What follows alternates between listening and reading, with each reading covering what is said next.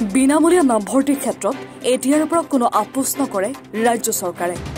বিনামূলীয়া নামভৰ্তিৰ পিছতো 600 পৰা 1000 টকা শিক্ষাৰ্থীৰ পৰা শিক্ষা প্ৰতিষ্ঠানে লোৱাৰ উত্থাপন হৈ আহিছে অভিযোগ।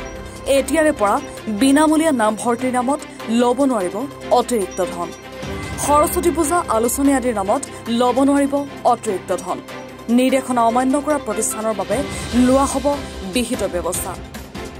আৰু শেহতীয়াভাৱে ৰাজ্যৰ মুখ্যমন্ত্ৰী ডক্টৰ হিমন্ত বিশ্ব শৰ্মাই সামাজিক মাধ্যমত এক লাইভ যোগে এই কথা ঘোষণা কৰিছে যে বিনামূলীয়া নামভৰ্তিৰ ক্ষেত্ৰত এতিয়াৰে পৰা ৰাজ্য চৰকাৰে কোনো ধৰণৰ আপোচ নকৰে।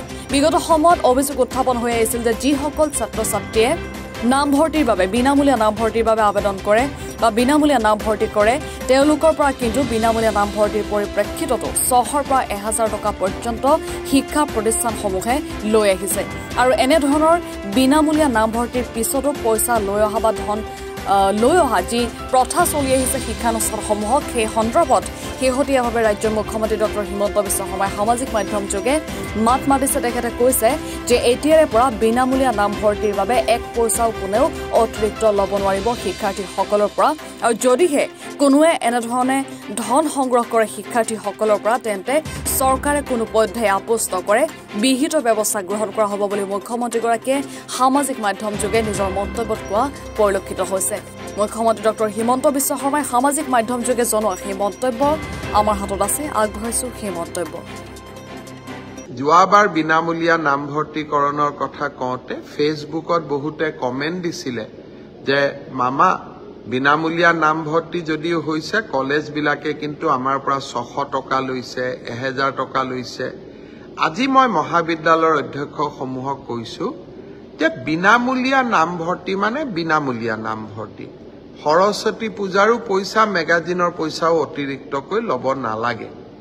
আপোনালোকে যদি কাৰোবাৰ পৰা 600 টকা লৈছিলে, 1000 টকা লৈছিলে, এই টকাবোৰ যাতে গৈ পেলাই আপোনালোকে উভতাই দিয়ে।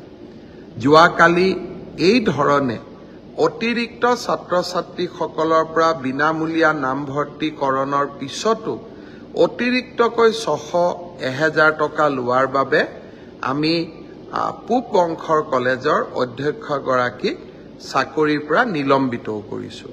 অৰ্থাৎ অসমৰ ছাত্ৰ ছাত্ৰীসকলক বিনামূলীয়া নামভৰ্তিকৰণৰ বাবে আমি প্ৰতিশ্ৰুতিবদ্ধ আৰু এই ক্ষেত্ৰত আমি কতো কম্প্ৰমাইজ নকৰোঁ আৰু কোনোবাই যদি কম্প্ৰমাইজ কৰে আমি ব্যৱস্থা ল'বলৈ কুণ্ঠাবোধ নকৰোঁ।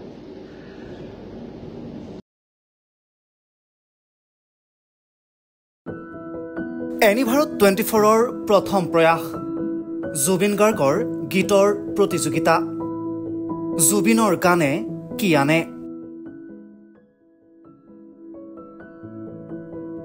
অডিশ্যনৰ বাবে যোগাযোগ কৰক 8638661821 আৰু 8812831556 নম্বৰত। এনিভাৰত 24 উদ্যোগত এটা নতুন সংগীতৰ প্ৰতিযোগিতা আয়োজন কৰা হৈছে, য'ত মোৰ গানৰ প্ৰতিযোগিতা হ'ব। আপোনালোকে তাত প্ৰতিযোগী হিচাপে আহিবলৈ পাৰিব আৰু মোৰ ফালৰ পৰা আন্তৰিক শুভকামনা জনাইছোঁ। আৰু অনুষ্ঠানটোৰ নাম হৈছে গানে কি আনে। সকলোকে মৰম জনাইছোঁ, সকলোৱে আহক, ইয়াত অংশগ্ৰহণ কৰক। Thank you very much. Love U.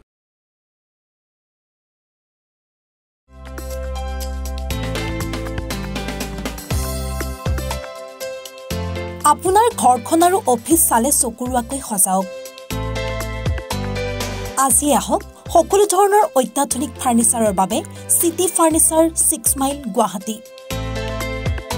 আমাৰ ঠিকনা 6 মাইল পাঞ্জাবাৰী ৰোড, পুৰবিতাৰীৰ সন্মুখত, গুৱাহাটী। আমাৰ যোগাযোগ নম্বৰ 9435013969।